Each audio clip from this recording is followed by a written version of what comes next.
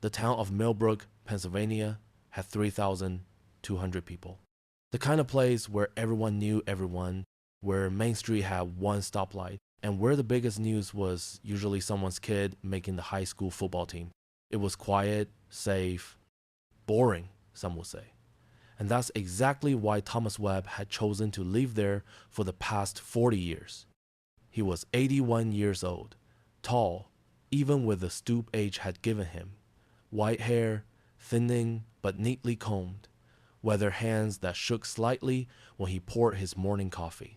He lived alone in a small house at the end of Maple Street, the kind with a porch swing that creaked and a mailbox that leaned to one side.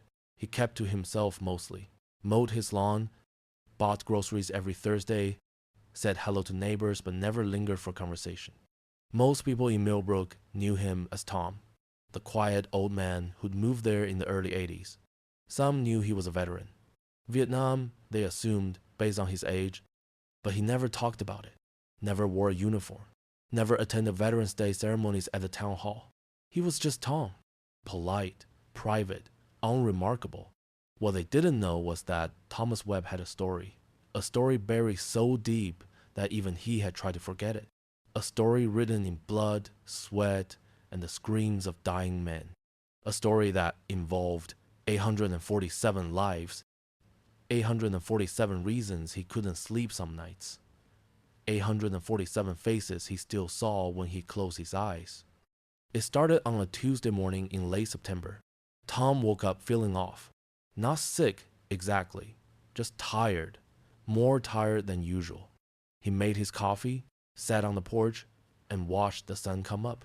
The air was cool, fall was coming, he liked fall, the quiet of it, the way the world seemed to slow down, but his chest felt heavy, tight. He ignored it. Old age, he figured. Everything hurt when you got old. He finished his coffee, went inside, and sat in his recliner, turned on the TV. Some morning news show he wasn't really watching, just letting the noise fill the silence.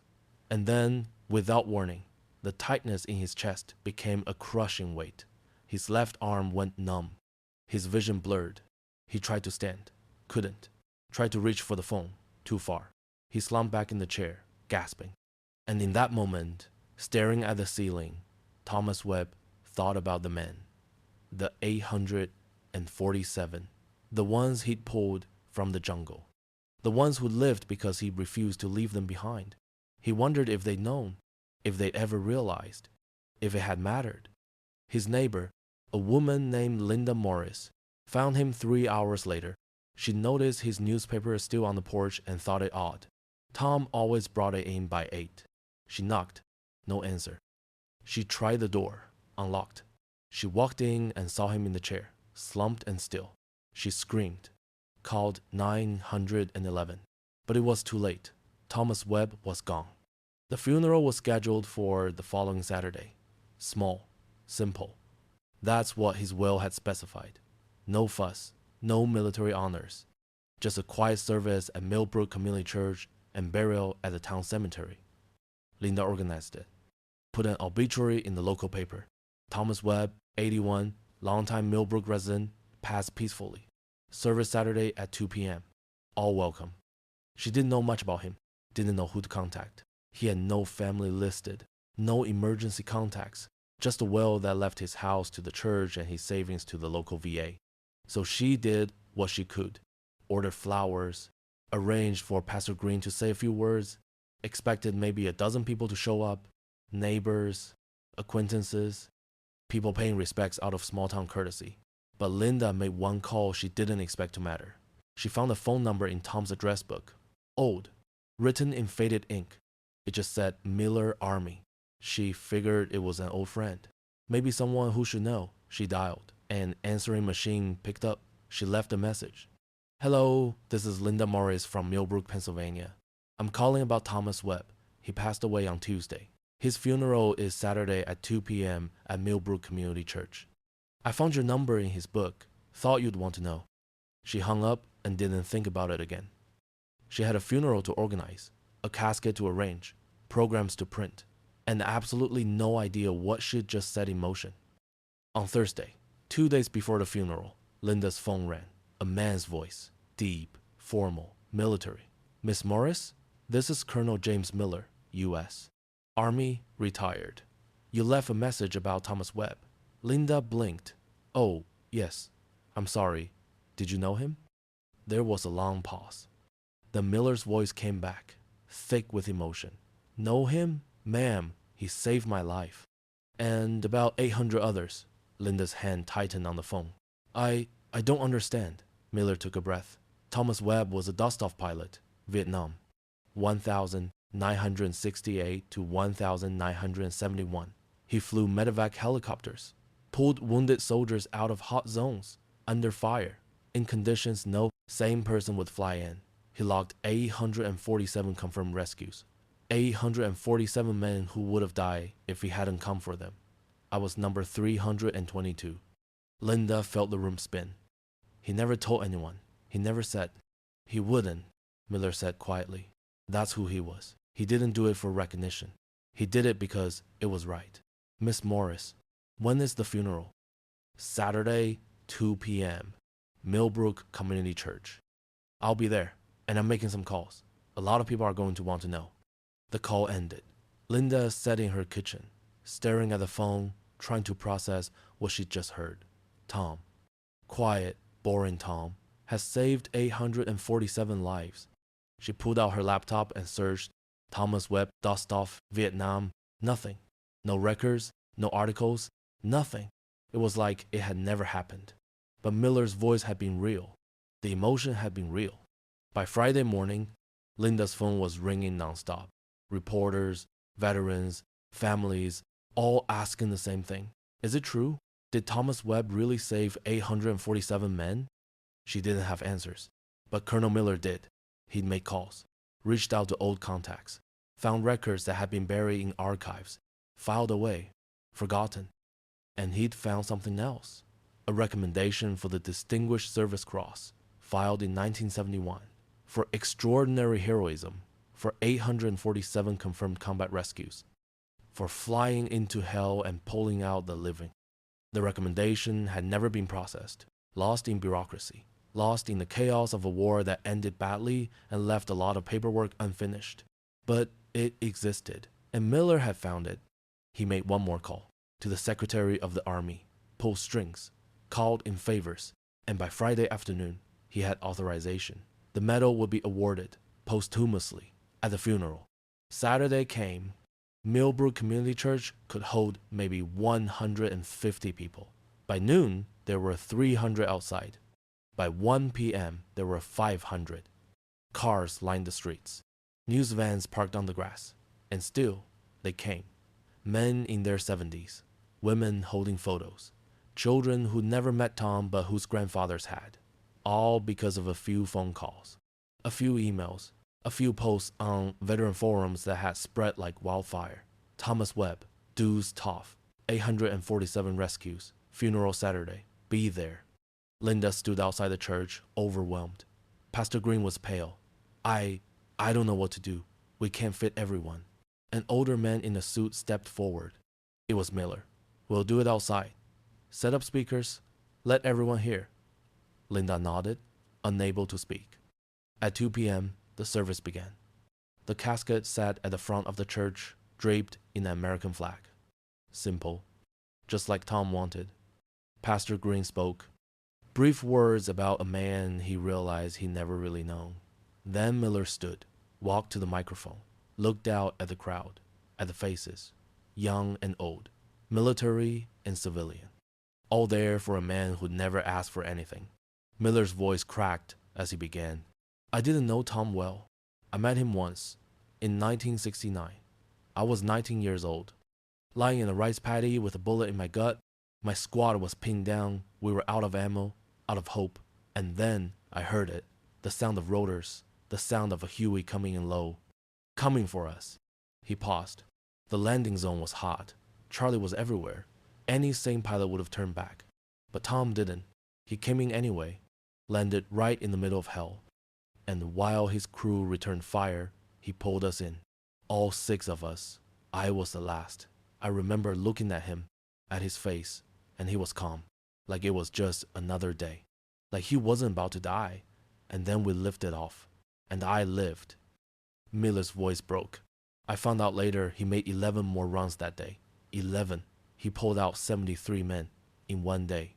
And he never talked about it, never bragged, never asked for recognition. He just did it over and over for 3 years, 847 times. He held up a folder. This is his service record. I had to dig through archives to find it. 847 confirmed rescues, countless more that weren't recorded, and a recommendation for the Distinguished Service Cross that was filed and forgotten. He looked at the casket. Tom, you deserve better. You deserve to hear the words while you were alive. But I'll say them now. On behalf of the 847, on behalf of the United States Army, thank you. The crowd was silent. Then, from the back, a man stood, older, maybe 75. His voice was shaky but loud. I'm number 512. Tom pulled me out of a fire base that was overrun. I was 18. He was the last thing I saw before I passed out, and the first thing I saw when I woke up in the hospital. He saved my life. Another man stood. I'm number 698. He flew through a thunderstorm to get to us. The doctor said it was impossible, but he did it anyway.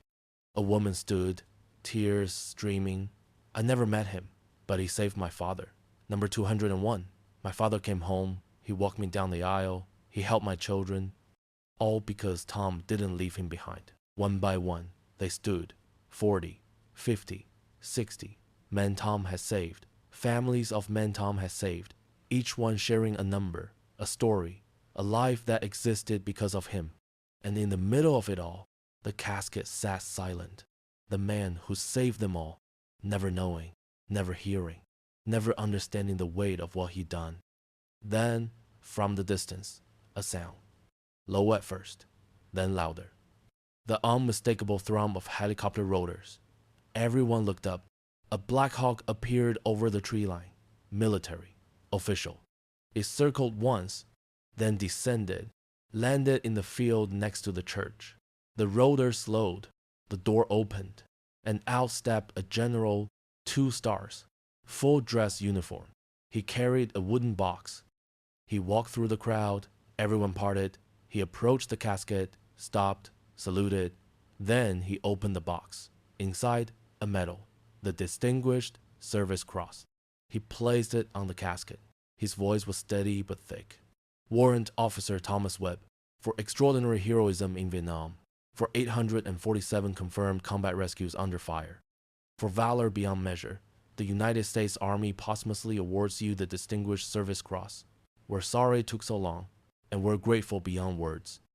He stepped back, saluted again, and the Blackhawk's crew, standing at attention behind him, saluted in unison. The entire crowd stood, hundreds of people, saluting a man who never asked for it. A man who spent 40 years invisible.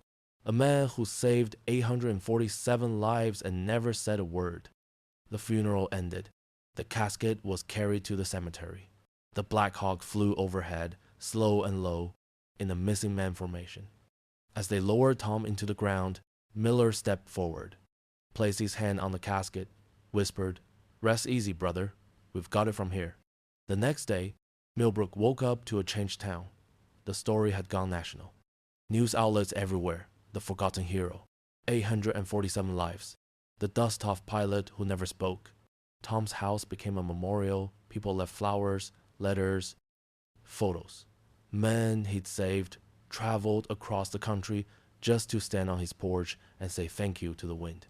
And in a small office in Washington, a file was updated. Thomas Webb, Warrant Officer, U.S. Army, 847 confirmed rescues, Distinguished Service Cross recipient. His name was added to the Army Aviation Hall of Fame. A plaque was installed at Fort Rucker, and every year, on the anniversary of his death, a Blackhawk flies over Millbrook. A tribute, a reminder that some heroes don't wear capes. They wear flight suits, and they don't ask for recognition. They just show up over and over until everyone is home. 3 weeks after the funeral, Linda Morris received a package.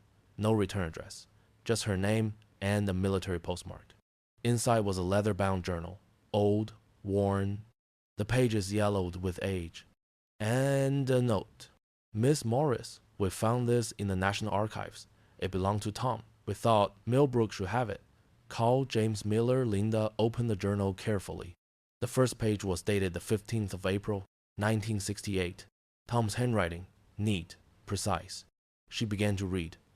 Day 1. Arrived in country. They call us DUSTOFF. Dedicated unhesitating service to our fighting forces. I don't know if I'm ready, but I sign up to help. That's what I'll do. The entries continued. Mission logs, coordinates, numbers, but also thoughts, fears, doubts. The 3rd of June 1968. Pulled out 12 men today. LZ was hot. Took fire on approach. Co-pilot hit in the arm. But we got them all. I keep thinking about their faces. So young, too young. The 12th of September 1968. Lost count today. How many is it now? 200? 250? I don't know anymore. They're all starting to look the same. But I can't stop. Every face is someone's son, someone's brother. The 7th of March 1969. Had a dream last night. I was back home, in a quiet place. No explosions, no screaming, just quiet. I wonder if that place exists anymore, or if I'll ever find it.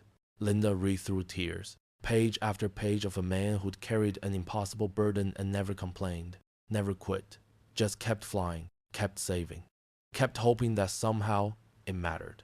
The final entry was dated the 10th of November 1971. Last mission, number 847, a kid, maybe 19, shrapnel in his chest. He looked at me and said, "Am I going to die?" I told him no. I told him he was going home. I don't know if I believed it, but he did. And that was enough. I'm rotating out tomorrow. 3 years, 847 rescues. I don't know if I made a difference, but I tried. That's all any of us can do. Try. Linda closed the journal, held it to her chest, and understood. Tom hadn't stayed quiet because he didn't care. He stayed quiet because he didn't know if what he'd done mattered. He'd carried 847 lives and never believed it was enough. Never believed he was enough. She made a decision. The journal would be displayed at the new Thomas Webb Veterans Memorial Center that was being built in Millbrook, funded entirely by donations from the families of 847, a place where veterans could gather, where their stories could be heard, where no one would ever be forgotten again. At the groundbreaking ceremony 6 months later, over 400 people attended, veterans, families, active duty soldiers. And standing at the front was a young man, 22, wearing an army flight suit. He approached the podium nervously. "My name is Sergeant Dylan Grant. I'm a medevac pilot, and I'm here because of a man I never met. Thomas Webb showed me what it means to serve, not for glory, not for medals, but because it's right, because every life matters. I fly DUSTOFF now, and every time I go out, I think about him, about the 847, and I promise myself I'll bring them all home, just like he did." The crowd erupted, not in applause, in understanding. Because Tom's legacy wasn't just 847 lives saved, it was every pilot who flew after him, every medic who refused to quit, every soldier who learned that heroism isn't about being remembered, it's about making sure others are never forgotten. And somewhere in the quiet hills of Pennsylvania, in a small cemetery under an oak tree, Thomas Webb rested, his headstone simple, his name, his rank, and beneath it, one line. He brought 847 home and taught us all what it means to serve. The Blackhawk still flies over Millbrook every year on the anniversary of his death. And as it passes, people stop, look up, and remember that some heroes don't need monument. They just need to be honored, remembered, and carried forward in the actions of those who come after. Because that's what Tom would have wanted. Not recognition. Just the knowledge that his brothers made it home. And that, in the end, was always enough.